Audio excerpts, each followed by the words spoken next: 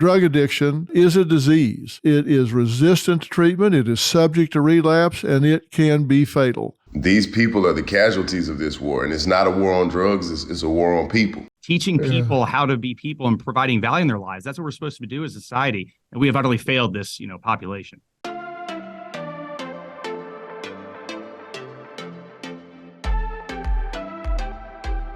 Hey, everybody. Welcome back to Fill in the Blanks. Listen, I want to thank all of you guys that have been dialing in to fill in the blanks and spending time with us. We've been talking about some really interesting stuff. All of you have been so great to tune in and spend this time, and I am not going to disappoint you today. Lava for Good's The War on Drugs podcast exposes what they describe as the absurdity of the real-world consequences of 50 years of our failed war on drugs. And we're going to talk about whether that's even the right mindset, war on drugs.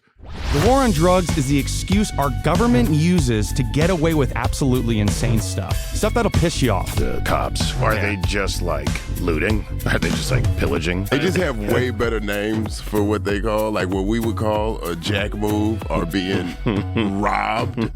They call civil asset forfeiture. Be sure to listen to The War on Drugs on the iHeartRadio app, Apple Podcasts, or wherever you get your podcasts. There are co-hosts here, comedian Clayton English and Greg Glod, senior criminal justice fellow at Americans for Prosperity.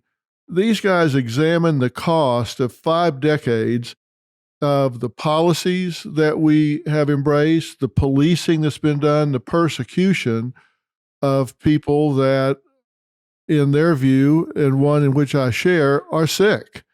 These two really cover a diverse subject matter. They peel back the surface of this complicated period in our history and talk about how the war on drugs has really fueled over-incarceration, has actually exacerbated addiction, and come at a very high cost economically. So, Greg, Clayton, welcome to the podcast. Dr. Phil, thanks for having us, man. It's great to be here. Thanks for having us, Dr. Phil. Yeah, it's crazy just listening to your voice for so many years now, getting to talk to you about this topic. It's really an honor. So thank you. Yeah, listen, I've been at this for about 50 years, and I've always said that drug addiction is a disease. It's a serious disease. It is resistant to treatment. It is subject to relapse, and it can be fatal. You are not going to police your way out of this. You're going to treat your way out of this, and it's going to take a multifaceted treatment approach and treatment team. You guys are very critical of the way that this has been approached over the last 50 years. But what I love about the two of you is you don't just criticize what's been done. You have some very constructive ideas and attitudes about what should be done. I hate people that just criticize. I mean, shit, anybody can criticize. Right. But you guys don't just criticize. You say, in the alternative, let's consider some other things. So let's talk about this. Clayton, let me start with you. What is your biggest problem with what's been done over the last 50 years? Oh, man, I think the biggest problem for me is just the lives that have been destroyed. Like, people's lives have been taken apart by this war on drugs, and it's concentrated in certain areas where people are already somewhat at a disadvantage from just the circumstances that they're living in. And the war on drugs has destroyed a lot of Black families, a lot of families, period. But I know in my community, I've seen it firsthand. I've seen it be the reason somebody get pulled over. I've seen it be the reason people get harassed. I see it's the reason somebody has to go sit in jail. They have to put up their house to get this person bailed out. Like, I've seen it unravel people's lives. And I do stand-up, and just going around the country, I've been pulled over in every state I've driven in, just about. So, like, you have to start getting creative with how you go get yourself out these situations. Yeah, I smoke weed a little bit, so my thing was I never carry more than I can eat.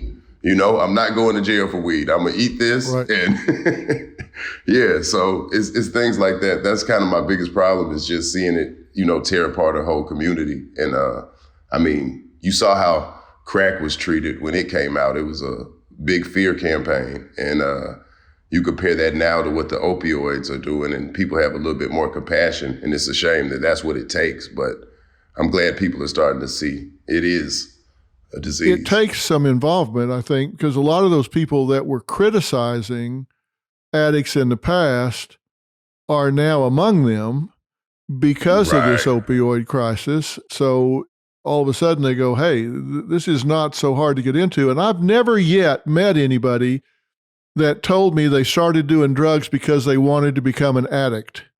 Never. Yeah. Yeah, it's not an attractive lifestyle. Yeah, it's not easy, and it's a very destructive lifestyle, and people are miserable. So, Clayton, what's been wrong with the approach, and where did it go wrong? How did this become a war instead of a partnership? How did it become a war instead of a movement to provide resources to treat these people with this disease? Oh, man. Well, I think one thing me and Greg always talking about is whenever you have a war, you got to have casualties. So these people are the casualties of this war. And it's not a war on drugs. It's a war on people. If it was a war on drugs, you would stop the drugs from coming in. You would approach it in a different way. And just it being enforced on such a street level where it's already out there in there. And then the policies that they have where career criminals really just tell on other people to get out to continue doing crime is, yeah. Greg, how did you two get together? Because you're kind of an odd couple. We are. No, we are really like the next buddy cop movie that's going to be coming out here. We already took back-to-back photos. Yeah. Yeah, no, we did. Yeah, we did the whole photo shoot with it. Yeah.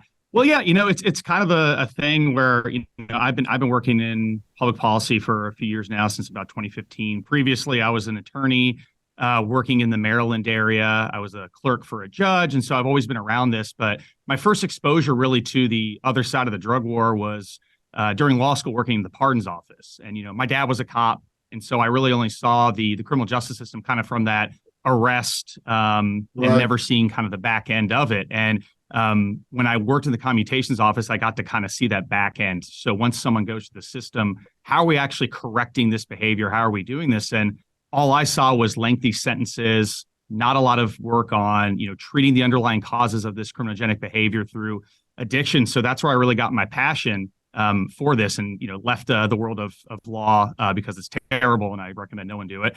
And went into public policy, and I got connected with Lava for Good through some connections, trying to help people that were wrongfully convicted of certain crimes to get out of prison. And through that, we talked about how the drug war is really kind of the biggest wrongful conviction that we have, in the criminal justice system societally. And we said we'd love to do an entertaining podcast to kind of talk about this. And I have kind of the nerdy policy chops, and then Clayton has this amazing, lived experience and intelligence and advocacy on this issue. And, we started hearing his stand-up, which kind of mixed and blended, kind of the real life experience with just, hilarity. If you ever get a chance to see Clayton, he's amazing live. And so, it was just kind of this, weird combination of people that agreed on this issue. And hopefully it kind of comes into an entertaining and informative package. I told you I got pulled over in every state, right? Right. I needed somebody like Greg in case I did get locked up in any of these states. So it just pays to know him on the policy side. Yeah. Yeah, it's good to have an attorney just to keep him in your back seat. And then when you drive around, you got it. Just you'll roll down the back window instead of the front window. So talk to him. Please talk to him. Yeah, might throw my dad's business card on the back of my license, just in case. So, yeah, of course. Right. Yeah.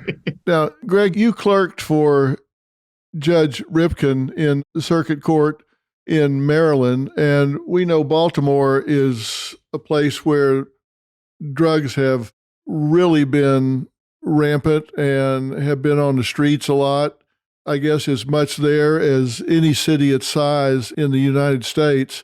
Is this an urban origin? Is it a racial thing? Is it unemployment? What is it that is driving this epidemic in America?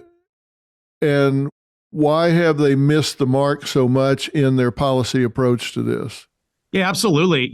I think the common denominator that you see throughout this, and we go through this in the podcast, is addiction starts to increase and drive and get to these levels when you see kind of social interactions decrease, when you see hopelessness, when you see, depression start to rise. And so, there's a lot of examples, particularly during the infancy of the opioid epidemic, that it was these kind of, Rust Belt towns that had these bustling factories and job opportunities and high schools and really a lot of things. And then once that started to dwindle, you saw people kind of reaching for other things to kind of fill those holes and that despair. And that's what's happening in places like Baltimore. But this is not an urban issue. This is not a suburban issue. It's touching every part of America. And that's what I think makes this, current epidemic with fentanyl and opiates so unique, where it is touching, beyond just kind of the inner city. It's going across racial demographics. And so I think that's really where we're hitting it. And I think, to answer your second question on how are these policies missing, overall, we're taking this criminal justice approach to stop this behavior that we don't want to see, rather than making it a health issue. We are actually saying, what does the evidence say? What are the underlying issues, and how do we work alongside people to treat them and, stop the demand? We've been really targeted on the supply aspects of the drug war, which is obviously important, but the demand aspect is so much more critical. If you can reduce that demand, actually help people come through, that's the way you get out of this. But that has been the other side of it that we have not done from a, national standpoint to really effectively treat this. And I think that's where a lot of places are missing the mark. Well, I mentioned before that I've never met anybody that started drugs to become an addict. Both of you talked about hopelessness and people's lives are not where they want. My experience has been that a lot of this really does begin as self-medication. I see it with dysfunctional families. I see kids that are trying to escape a dysfunctional home situation. I see it with people that don't have anything to really move towards. They kind of do this by default, but it is a self-medication type thing. They're trying to fight off the depression, the boredom, the hopelessness, the helplessness, those feelings. And before they know it, they start doing drugs, and then pretty soon the drugs are doing them. And now they're doing them to keep from getting god-awful deathly sick, and days turn into weeks, and weeks turn into months, and months turn into years. And we've got people naively thinking they're going to arrest their way out of that. How are we that stupid? I don't understand. Yeah, I think the episode we had with Johan Hari really highlighted a thing that I guess a lot of people know, but I never really made the connection, that addiction is a lack of connection. And these people are missing fundamental connections in their life. And if we start looking at it like that approach, and I think we cast anybody away that does drugs. Once you're a junkie, you're an addict, and there's nothing that could be done for you. You turn into a zombie, a monster, however people view. And granted, it can seem like that your loving relative is now stealing stuff from you. You see a change in their demeanor. You see a change in how they look. So, yeah, I think that's one of the biggest things, is that people are lacking that connection. And you can't just go to jail and expect that to go away, because it's drugs in the jail. I can't imagine a worse place. You're saying how stupid can we be? We could be really stupid on this issue and a lot of other issues. I can't imagine a worse place than jail or prison for someone that is trying to recover from addiction. Clayton brought up the Johan Hari episode that we did, and he talks about this famous study done, an experiment called Rat Park, where essentially you put a rat in a cage and you give them a thing of water with that's just straight water, and one with cocaine. And you leave them really no other options, where nothing's going on. It's just a cage by themselves. They start going towards the cocaine one, and they eventually will overdose and die. You put them in a position where you build this huge thing, and this guy did this with a bunch of other rats to have sex with, and all the food that he wanted, and exercise wheels and everything else. And after a while, they stopped going towards the cocaine water. And it just shows you that addiction definitely has a chemical component to it, but it is that social interaction. And our response to this as a public policy has essentially said, if we throw you in this more desperate situation, you will somehow manage to get out of it. I just don't see the connection there. And so you start thinking about what else is going on here and why do we continue these policies? And I think there's a lot of reasons behind that. But we definitely have not been following the evidence or the science or experts like yourself, Dr. Phil, and others on how to actually treat addiction, something that is really damn impossible to do for a lot of people. And we're using a police response with non-experts leading the way. And we've been doing this for decades now. It's interesting that you say that, and I'm familiar with that study. People say, well, what's that got to do with human beings? Well, it's called comparative psychology, and you can see patterns in the way that animals respond, and it does generalize to human beings in not all, but certain situations. My son, Jay, wrote a #1 New York Times bestseller when he was a freshman in college, and his high school teachers didn't believe it because they said, we couldn't get the little shit to read a book in high school. Now he's written a book in college, and it was Life Strategies for Teens. In this book, he was talking about different strategies for teenagers, and part of it was he got really curious about why some teens got involved in drugs and why others didn't. So across the country, he talked to those two groups. He really had a theory as to why it was the case. And he said he was completely wrong, which he found out when he started talking to them. Those kids that were not on drugs were saying it wasn't that they had a better moral compass. It wasn't that they had somebody standing over their shoulder and telling them, don't do this, don't do that. They did it essentially out of selfish motivation or greed. They said, I want something in my life. I want to be on the football team. I want to be in the choir. I want to get a car. I want to have a job. I want to have this or that. And drugs don't fit into that plan. They had a passion. They had a goal. They had something they wanted, and drugs were inconsistent with that. When he talked to those that were on drugs, why, their basic answer was no reason not to. They didn't have that goal. They didn't have a job they wanted. They didn't have an objective to get into the choir or on the football team or to buy a car or whatever. It was interesting. Every one of them said they were accepted because the only admission criteria for the drug culture was that you do drugs. You could be tall, short, fat, skinny, dirty, clean, whatever, didn't matter. The only admission criteria was that you do drugs. That wasn't the case for other groups that they might aspire to be a part of. And the #1 need in all people is acceptance. That's real. Even the most dysfunctional, withdrawn, awkward, nerdy, whatever kid could find acceptance here. The only thing he had to do was drugs. Yeah. And he or she was in. Even my son, at 18 years old, figured out you've got to give these people a reason not to do drugs. You got to give them something they want more. Find their passion, set up a goal, give them something to aspire to that this interferes with. Then they, A, don't want it or need it. And I thought, I got an 18-year-old kid that's figured this shit out, and we can't break the code in 50 years? Yeah.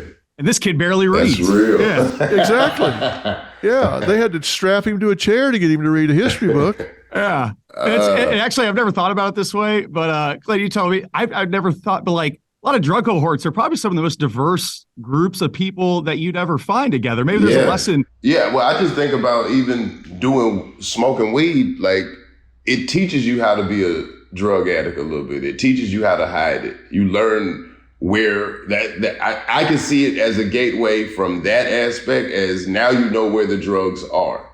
Now you know where the drugs are being done. Now you know who to go to get these things from. And yeah, I could definitely see that acceptance thing. That's spot on. You know, I've toured probably 10, 15, 20 prisons in during my career. And the thing that always, pisses me off the most is that, all right, we have this response and we send people to jail and prison for things. And we have them here. We have an attentive audience. And it's 2 p.m. You have a bunch of men that are 20 to 50 years old, and everyone's sitting in their bed with their personal TVs, watching Maury Povich or possibly Dr. Phil shows on there or something. There's no classes. There's no recovery. There's so little going on there to provide that value potentially when they get out, to have a trade, to have a skill. And this happens in some places, but for the vast majority, people just kind of sit, they may get a little rec time, they eat their meals, and then they come back out. And then we ask them to be recovered, to have these types of goals in life. We don't give them meaning to live and prosper and leave that type of society when we allow them to go out. And so even when we do have this criminal justice response and we have them here, we just fail to provide that hope for them at that point, to provide something. I think you're spot on. Your son was spot on. Figure that out. You got to give people something to believe in. Think about the things that you value in your life. If it's your family, your job, you know, whatever, those are the things that you wake up in the morning, you get excited to do. And taking all that away or not providing that for someone when they are struggling, of course, we're just going to continue to fail year after year on this. That was Jay's conclusion when he came out of it in talking to parents. He said, if your child doesn't have something they're passionate about, something they want, then you need to help them find that right now. You can sit there and lecture them and you sound like the teacher in the Peanuts cartoon, wah, wah, wah, wah, wah. But if you can actually motivate them to say, what is it you want? What do you care about? And it doesn't matter if it's drag racing or neurobiology, whatever it is, find something that is incompatible, inconsistent with getting into drugs. When I went to high school, I played sports, and we had to have an eligibility card signed every week. Every teacher had to sign it, and they had to sign it on academics and citizenship. So if you didn't behave, you got your ass kicked out of class, you couldn't play that week. Right. So just that incentive, because I wanted to play in that game. So you'd think about, well, you know, I could do this or that. And I'm like, yeah, better not do that. Yeah, you go to class with some act right. Exactly. Just like you figured out how much weed you could carry that you could eat in the time it took for them to get out of the car and walk up to your window, right? Yep. I remember that in high school too. Like, yeah, we had 717. If I was not checked in with my football coach, the first time you did it that week, you were running gassers, and he said, you know, had some colorful words, how long and what body parts you're going to have to pick up off the ground. You did that 2 times a week. You were sitting out that first quarter. You know, that was, and imagine, you know, my dad, if I had to talk to him and say, my God, I'm missing the first quarter of this game because I couldn't get my ass out of bed. You know, I wouldn't be great. It was that incentive measure. Yeah, it was just that little thing to get you there. Yeah. Now, I'm not turning loose of this. I want to know how you two met and got involved in this, because on the one hand, Greg, you're law clerking, and you wound up joining the Right on Crime and the Texas Public Policy Foundation. You were in Forbes 30 under 30 list for law and policy, all of those kind of things. And then Clayton, you were the 2015 winner on NBC's Last Comic Standing. Yeah. You've opened for Chappelle and Bill Burr. You released a comedy album. You've been on Seth Meyers and Netflix, Tyler Perry's House of Pain, Comedy Central. You guys couldn't have been on 2 more different paths, both very successful and very accomplished at what you do, but different orbits. Where did this orbit intersect? At what point did you guys cross paths and intersect? I think Greg can probably tell it best, but he was putting together this podcast, and like he said, he had heard some of my comedy, and we hopped on a couple of calls, and we just kind of clicked immediately. Once he explained to me what he does and what he wanted to do with this podcast, I was like, oh, okay. Like, he quoted one of my jokes to me, and I was like, yeah, it's not a war on drugs, it's a war on people. And I think we almost just kind of bonded over that little idea. And we probably talked for about, 30, 40 minutes just on that idea alone. And yeah, from there, we went off. But he could probably tell you better than me, because this is kind of his brainchild. Well, what was it, about like a year ago we talked, Clayton? Maybe early 2022, 21. So, Dr. Phil, we have Jason Flom, who was one of the big producers at Atlantic Records, and one of his passions in life is wrongful conviction exoneration. And so we got connected because we have some ins and directs to either, governors, whatever, to try to help with certain cases. And we just continue to talk to each other about wanting to do a podcast like that. And our big thing was, we don't want to have just the person like me that, I'm a white dude from the suburbs. I had a very different, background with the war on drugs and things like that. And we wanted someone with lived experience that could bring in entertainment value. So people really wanted to listen. And so we went on a search, and really we just were drawn to Clayton's, kind of the way that he would bring in actual real social world situations, and then bring humor to it. It really reminds me a lot of like Chappelle's comedy and the way that it's kind of built, where it says, you leave Clayton's show and you think about things. It's that type of show. And that's what we loved about it, where it brought that on. And so, yeah, like Clayton said, we chatted for a while. We vibed. Like the first thing I said to everyone was like, Clayton could have been my buddy, like in high school, college, like as far as like coming from different backgrounds, we had so many similarities, with things like that. And so that's really where it came from. It's been a brief, romance, but a strong one, here. So yeah, so we've been going, known each other about a year now. It's been great. The romance is your word. Yeah. You could have at least said bromance, but no, you Bromance. Hey, own it, man. Don't sully what we have, Clayton. No, you're right. So look, you said it in one sentence pretty well. It's a war on people, not a war on drugs. What needs to change? If we're not going to do what we're doing, and clearly what we're doing is not working. Everybody wants to point to the pandemic now because it was a major event, but this was a problem way before the pandemic. We go back to prohibition and all this kind of thing. We're not going to arrest our way out of this. So what should be happening right now? What should we be doing? So, yeah, I mean, I think there's a lot from a public policy standpoint to try to kind of right some of the wrongs from the laws that are on the books and the things that we're able to do. Our team works a lot on Capitol Hill and in states to, right now we're working on a bill called the Equal Act, which would, stop the crazy chasm between how we treat crack cocaine compared to powder cocaine, which are essentially pharmacologically, identical, except for crack, the way that you bake it.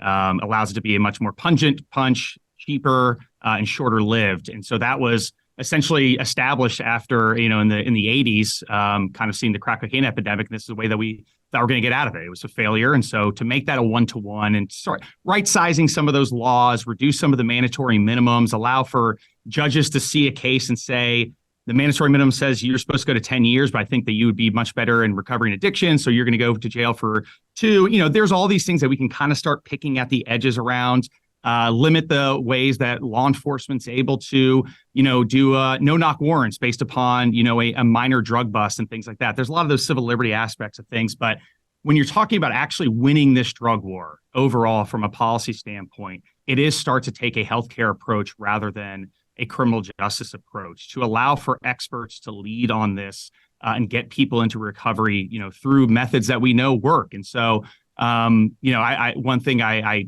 do somewhat agree with, but I don't like the way that it's been implemented in practice.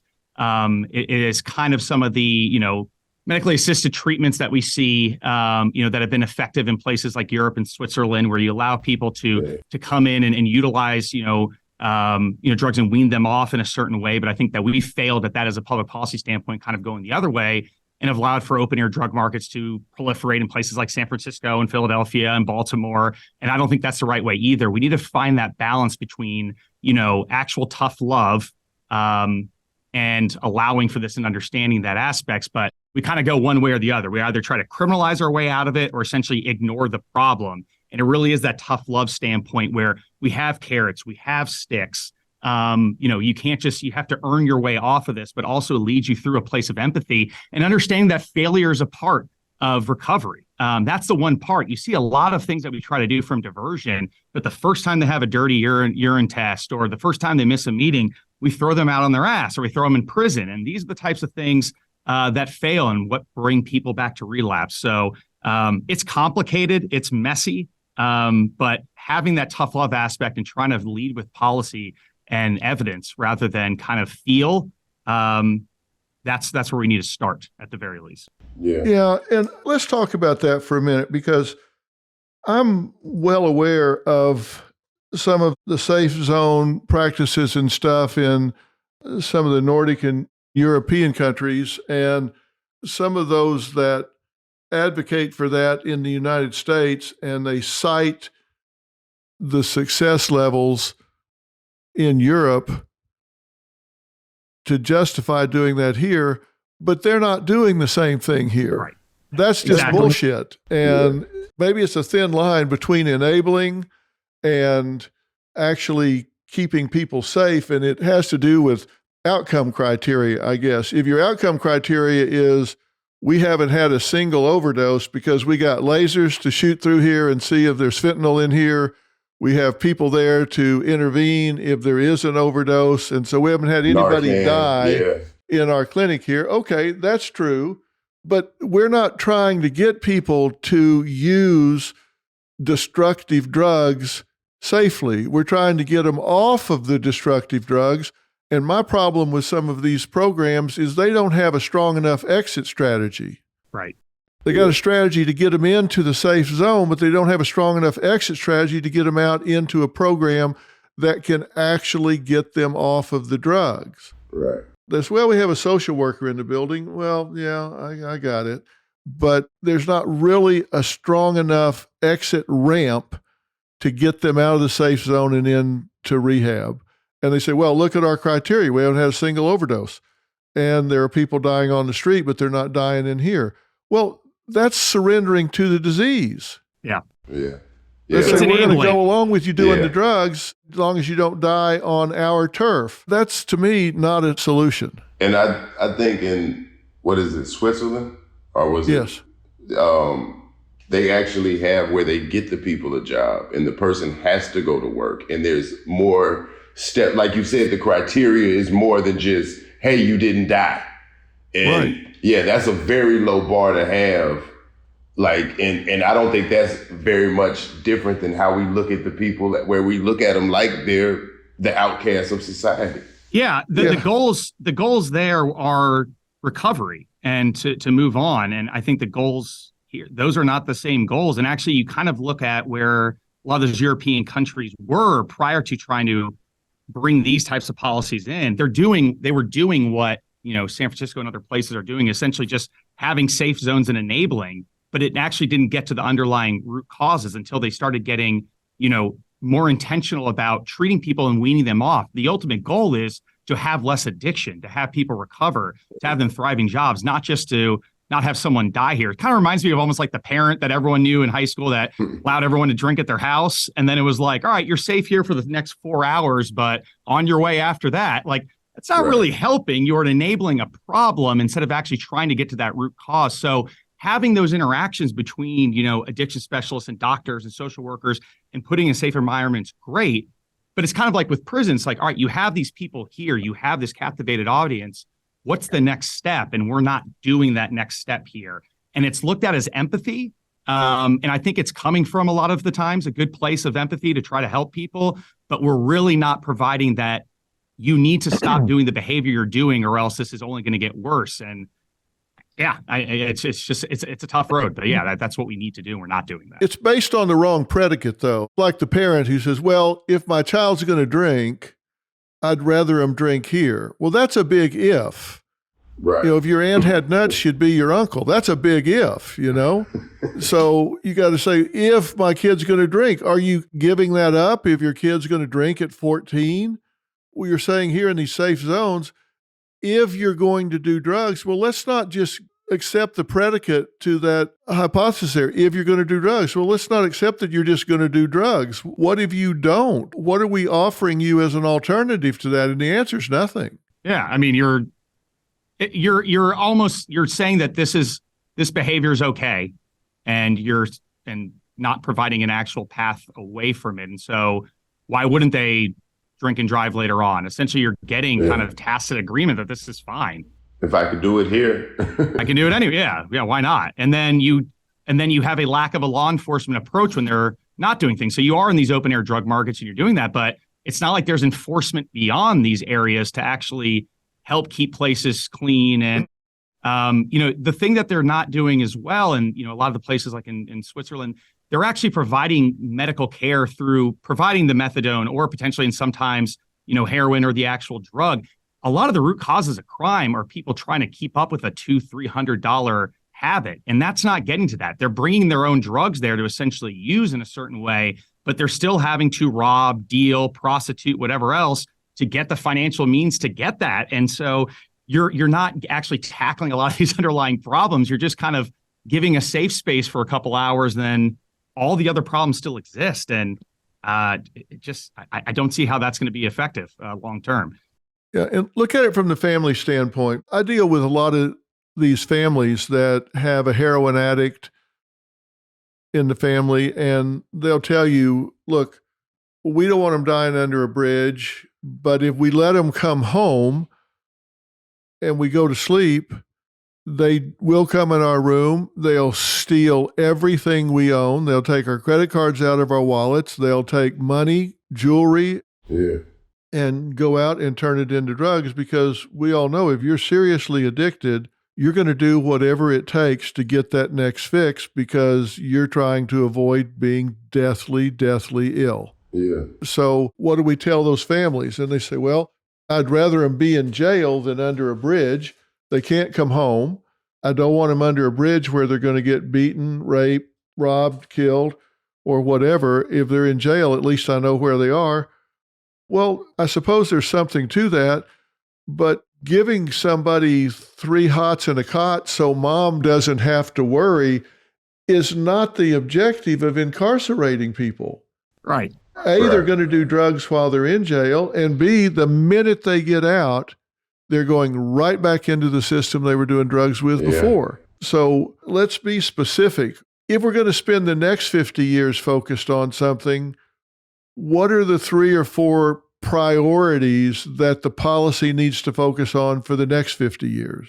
I think the biggest thing is to remove the incentives that kind of proliferate the drug war first off when you're talking about kind of just big government and continue to turn the wheels. And so one of the problems that we have right now, and you see this all throughout the drug war, is that there is an incentivization to continue to make these low-level arrests through either grant programs or whatever, or it makes you look good. The more arrests you have, the more prosecutions you get on these. And we go after the lowest common denominator because these are the easiest cases. And so kind of removing some of those incentives away, saying that good policing doesn't look like the amount of arrests you have. Good prosecuting doesn't mean how many convictions you're getting.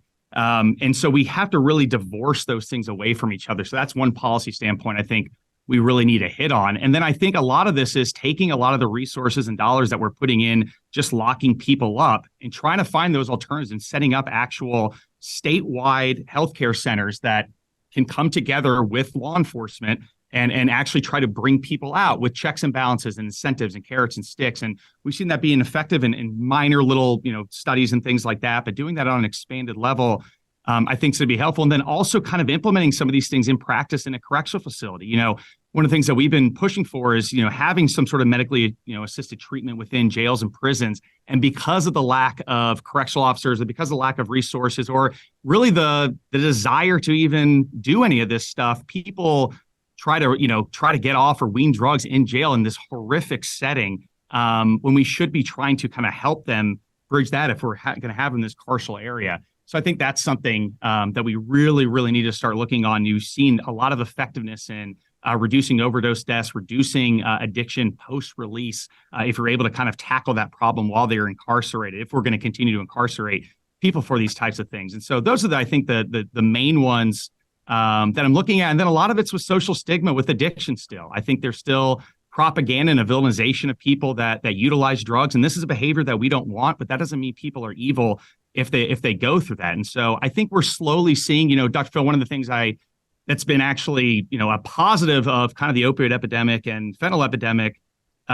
is that it has been hitting different social areas.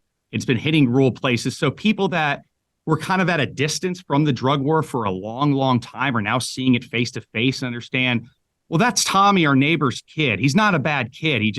He's a screw up here and there, and he messed up here and he's gotten into some stuff. Or I know Bob lost his job, or I lost my job, or I got strung out on opiates, with a busted knee, and now, my doctor's unprescribed. Like, you kind of see it firsthand, and I think that changes people a little bit. And so reducing that stigma, I think will be a major aspect, and we're slowly starting to see that. But those are kind of the the biggies from a policy perspective that I could see is much more investment as a healthcare issue than a criminal justice one, and removing those incentives for the criminal justice system to continue to proliferate off this. Clayton, what do you think people need to hear that are on drugs that's going to get them to be drawn towards some kind of help instead of hide from people that are out there trying to help? What do you think people need to hear that are on the drugs?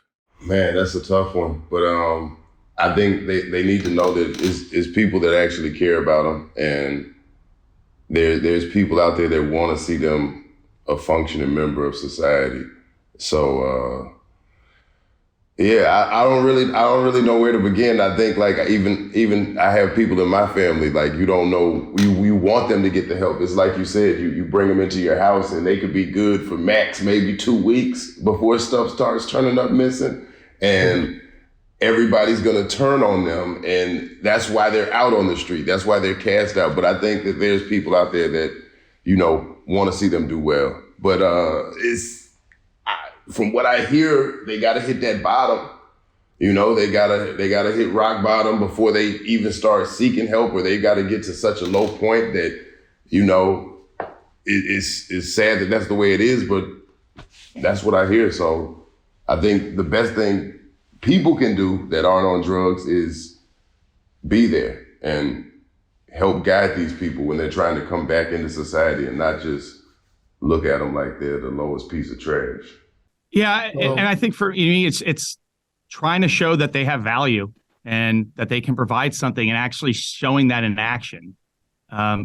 This always sticks out to me when I have visited a prison. There was a guy that was in and out of it. It was either a string of robberies or largely, but a lot of it was drugs to kind of keep that habit going. And he finally got enrolled in a class while he was in prison, and he said something, and the instructor, he said like, "Oh, you're really smart." And he's like, "That's the first time I've ever heard anyone say that." And he had been like a model inmate since then. And I think he's released at this point, unless something else had happened. But I do think it is that value aspect that people don't see their value once they get into this process, and they're living day in and day out just trying to keep this fix. And so can we provide you with some value, either through family reunification, through maintaining and earning, living accommodations, either through work or treatment and things like that. I think earning those types of things, not only does it kind of bring you out and give you that incentive to stay within this better environment, but it brings pride to you. It brings something like there's nothing more prideful than doing well at your job, being able to buy a house or buy that new car, and like striving for those goals and earning them. You see it all the time with like people that win the lottery. They get millions and millions of dollars, and then they're bankrupt and on their ass like later because they didn't earn it. They didn't actually do that blood, sweat, and tears. Like Clayton, how amazing was it to probably open for Chappelle or win last time? So when you had done all those hours before, going into shitty comedy clubs across the country, doing opening acts, all that open mic stuff, like to finally like hit that point and peak, that's what matters. Like that, and then you're like, okay, like I've made it. Like, and that means so much more than like, here's your award, or you're playing the Forum tonight, you didn't earn your fit. Like it's a bigger diff. Yeah, it's. And with you saying that, I think the thing that I would tell people that are addicted is kind of learning from Dr. Phil just now while we've been sitting here is figure out what you want to do. Figure out what you want to do, where you want to be. And it's so many people who have came from addiction that have gone on to be some of the most prolific writers, actors, musicians, all types of, beautiful art has been created from people who, if we just looked at them in one point of their life, would be viewed as an addict. So yeah, find something. Because comedy was definitely that for me. I think you guys are hitting on it spot on, because I've talked to so many hardcore addicts, and the first thing that jumps out at me is they think they're living the life that they're worthy of. If they're prostituting themselves or they're living on the street and they haven't bathed for a month, they've got head lice or whatever it is, you talk to them and you listen to their internal dialogue. If you can get them to tell you what they're telling themselves, you don't ask yourself why they're doing it. You ask yourself why not, because they're telling themselves that they're worthless human beings and that if they overdose, so what? It's no big loss to their family, to society, or whatever. anytime you start telling somebody, you need to do this, you need to do that, you need to do this, defensiveness goes up really high. But if you approach them like both of you just said it, if you approach them from the standpoint of saying, hey, I love you, I care about you, you deserve better. I want treatment for you, I want help for you because you deserve it. You deserve a better life. You deserve this help. And then the focus has to be on making them feel like they're worthy of receiving that help. I can't tell you how many times I've had addicts sitting on stage with me and I stop and say, let me ask you something. You're here right now with me on this stage and you have the undivided attention of my team over the last week and me now and all these people here. How do you feel about that? And you would think they would say, fortunate. I feel like I'm really, and their response invariably is, I don't deserve it. Right. I'm not worthy. I'm sitting here with you and there are 10,000 people that want to be in this chair. I'm not worthy of being here. Somebody else should be here instead of me. And somebody else your team should have been working with. And you're offering me this amazing rehabilitation opportunity and all this professional help, and I don't deserve it. It's clear to me that the fundamental threshold you have to cross over is they have to decide, I am worthy of it, and I'm going to live up to that. If we had spent 50 years helping these disenfranchised, marginalized, no goal, no passion people to feel worthy, that they can require more of themselves and they deserve more of this life, I think we'd be a lot further along than we have been arresting them and locking them up for half an ounce of this or a half a gram of that. If we'd taken all that time and effort and helped them feel better about who they were, then you treat yourself better. Yeah. And we're not doing that. No, it's exactly right. And, just like any war, to be effective, you have to essentially turn your population through propaganda against this enemy. And that's what we've done, just vilify this population and made them seem like they're lesser than. And that's been by practice. That's not, that's not a flaw in the system. That's been by design. So that they're able to increase sentences. So you can do all these things with civil asset forfeiture, where you take people's stuff without convicting them of a crime, where you're able to utilize a no-knock warrant, essentially deprive people of these liberties because of this war, because drug addicts are bad and they're villains. They are the enemy of this war. And we have done that over and over again, rather than saying, this is a problem, this is some behavior that we don't want in our society. But the way we get out of this is love, empathy, and value in these people around the other way, just like anything else. I mean, think about, beating your kids, spanking your, doing all these things to children, we would not accept. Like, it's not that hard. It's not rocket science to understand. It's not anything different than what you're saying, just how you do parenting or being a teacher, or anything else, just teaching people how to be people and providing value in their lives. That's what we're supposed to do as a society. And we have utterly failed this, population. I see 6 cops go do a marijuana bust, and it's like, really? Yeah. Right. Yeah. I mean, 6 cops. I mean, the guy's going to answer the door and say, hey, y'all come in. Right. It's like, you need 6 cops, jack boots, coming in, and the guy's going to offer them some ice cream or something. Like, relax. Right. Yeah. It's not that big of a deal. Yeah. We talk about the no-knock warrants and how the main reason for them is because they don't want the criminals flushing the drugs. And I'm like, if you got enough drugs that you could just flush it, you didn't have that much drugs. Yeah. Like, you weren't the kingpin. Like, one of my best friends is Ron White, the comedian. Oh yeah, he's great. They arrested him down in Florida.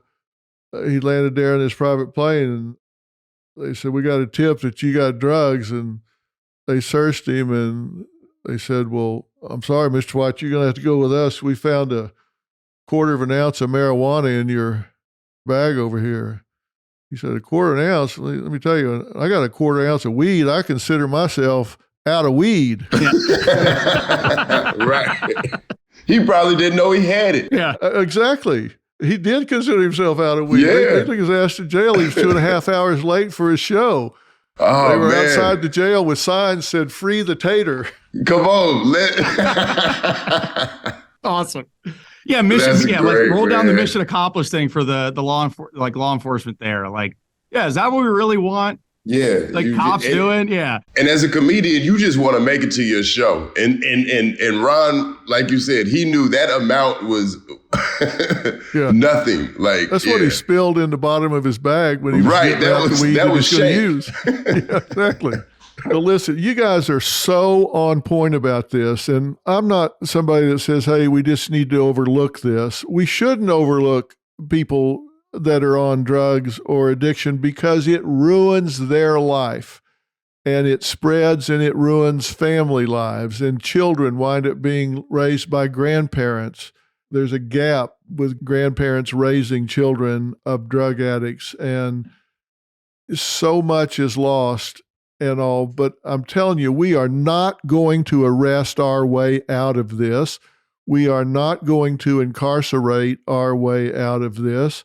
We've got to have a strategy and a philosophy, and most people get clean on the 7th or 8th attempt, and the failure rate is very high because we need to improve our interventions. We need to improve our treatment, and it all starts with the better somebody feels about themselves, the better they're going to treat themselves and the less they're willing to settle for. It starts there. I don't know any policymaker, I don't know any policy I've read that is all in on helping these people believe in who they are again and getting them back into society in that way. I hear it talked about, but I don't see it implemented. And if you don't put the funds behind it, you might as well go talk to yourself out in the woods. You guys are drawing attention to this in the right way, and God bless you for doing it. Well, yeah, that's man, that means a lot coming from you, man. Appreciate you. Well, listen, if I can help you guys in any way going forward, I hope you'll let me know, and I hope we can talk about this again. If there are things we can do to draw attention to this, man, I'm in. You just let me know. Put me in, coach, because I think you guys are going at this the right way and doing it with the right spirit.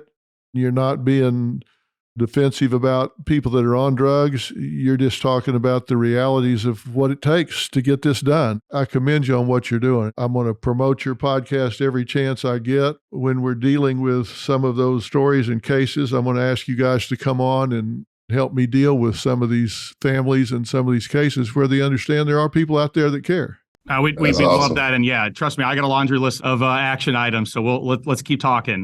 There's some people that you really need to get out and some other items that I think we could really collaborate on. So this won't be the last time you'll hear from me. Yeah, I'll definitely be calling you. Yeah.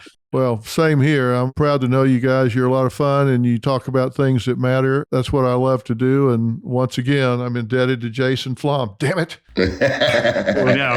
Introducing me to the right people on the right issues. So I appreciate it. Guys, thank you for your time. Let's do this again, okay? Yeah, absolutely. Thanks, Dr. Phil. Really appreciate it. This was fun. Thanks a lot. We'll talk again. All right. Take care. All right, thanks.